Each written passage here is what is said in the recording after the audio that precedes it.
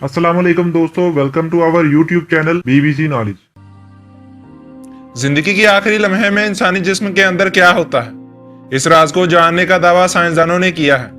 यह दावा जर्मनी में होने वाली एक तबई तहकीक में सामने आया है। तहकीक के मुताबिक मरने से पहले या जिंदगी के आखिरी लम्हे में एक बिजली की तरह लहर इंसानी दिमाग में पैदा होती है। इस तहकीक के दौरान मुहक्किकीन ने मौत के करीब पहुंचने वाले मरीजों की दिमागी सरगर्मियों का जायजा लिया था, ताकि जान सकें कि आखिरी लम्हात में जिस्म के अंदर सबसे अहम अज़ू किस तरह काम करना बंद कर देते हैं। उन्होंने ये दरियाफ्त किया कि जब जिस्म के दूसरे हिस्सों में जिंदगी के आसार खत्म हो जाते हैं, तब भी ज़हनी शऊर कुछ मिनट तक बाकी रहता है और ये 5 मिनट तक बरकरार रह सकता है। चैरिटी यूनिवर्सिटी की तहकीक के दौरान दिमागी माहिरीन की टीम ने 9 ऐसे अफराद के दिमागों के बरकी सिग्नल का जायजा लिया जो इंतकाल कर गए थे।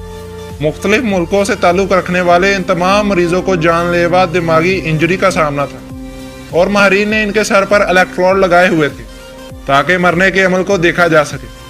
उन्होंने ये दरियाफ्त किया कि दिल की धड़कन थमने के 5 मिनट बाद तक दिमागी खुलियात काम करते रहते हैं, मगर खुलियात जब काम करना बंद कर देते हैं तो इस लम्हे एक बरकी सी लहर दिमाग में दौड़ती है।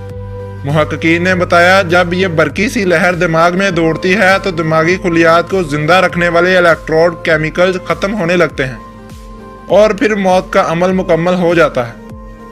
उनका मजीद कहना था कि खुलियात उस वक्त मरते हैं जब खून की गर्दिश थमती है और ऑक्सीजन की कमी हो जाती है, जिन्हें ये खुलियात अपनी खुराक के तौर पर इस्तेमाल करके जिंदा रहते थे।